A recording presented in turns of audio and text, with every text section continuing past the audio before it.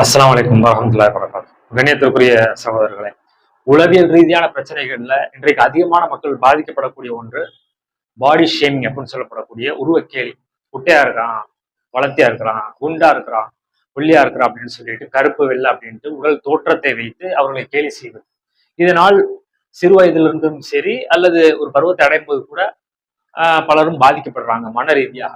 இதுல நம்மளுடைய எந்த தப்புமே கிடையாது. நம்ம குட்டியா இருந்தாலும் சரி அல்லது எந்த ஒரு உருவத்தில் இருந்தாலும் இறைவனுடைய படைப்பு.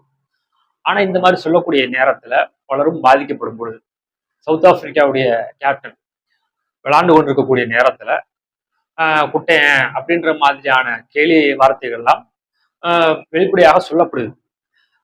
டெம்போ பவுமா அப்படின்னு சொல்லப்படக்கூடிய அந்த மனிதர். ஆனா அவரை கேலி செய்த பொழுது அவருடைய காதுக்குள்ள அந்த வார்த்தைகள் ஒண்ணுமே போல. அவருடைய எல்லா கான்சென்ட்ரேஷனும் ஒன்லி கேம்.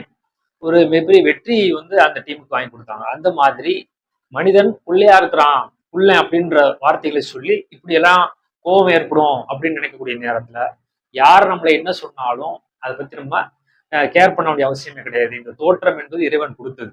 யார் என்ன சொன்னாலும் அது வந்து அவர்களுடைய அந்த தரங்கட்ட தன்மையைத்தான் வெளிப்படுத்துமே ஒழிய நம்மளுக்கு எந்த ஒரு பாதிப்பும் கிடையாது. திருமறை குர்ஆன்ல அல்லாஹ் என்ன சொல்றான்? அவர்கள் பழிப்போருடைய பழிச்சொல்லிற்கு அஞ்ச மாட்டார்கள். விமர்சனங்களுக்கு அஞ்ச வேண்டிய அவசியம் கிடையாது. தேவையான விமர்சனங்களை எடுத்துக்கொள்ள வேண்டும். தேவையில்லாத விஷயங்களை வந்து நம்ம தவிர்த்து கொள்ள வேண்டும்.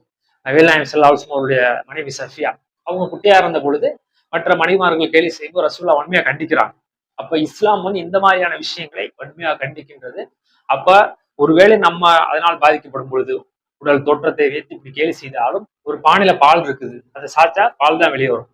அதே பானையில சாணி இருக்குன்னா சாணி தான் வெளியே வரும். அதே போலத்தான் நல்ல மனிதர்களிடமிருந்து நல்ல வார்த்தை வரும், கெட்டவங்கள்ட்ட இருந்து கெட்ட விஷயம் தான் வரும். அது போல நம்ம கடந்து செல்ல வேண்டுமே தவிர இது மாதிரியான விஷயங்களை ஏற்றுக்கொள்ளக்கூடாது என்பதற்கு தென்னாப்பிரிக்க அணியினுடைய கேப்டன் பவுமா அவர் எவ்வளவு விமர்சனங்கள் செய்த பொழுதும் வெளிப்படையாக சொன்ன பொழுதும் என்னது அவங்க என்னமோ சொல்லிட்டு போட்டோம், நான் என்னோட அணியை வெற்றியின் பாதையில நான் கொண்டு போறேன்ட்டு இவ்வளவு போல்டா. இதெல்லாம் ஒரு எடுத்துக்காட்டு.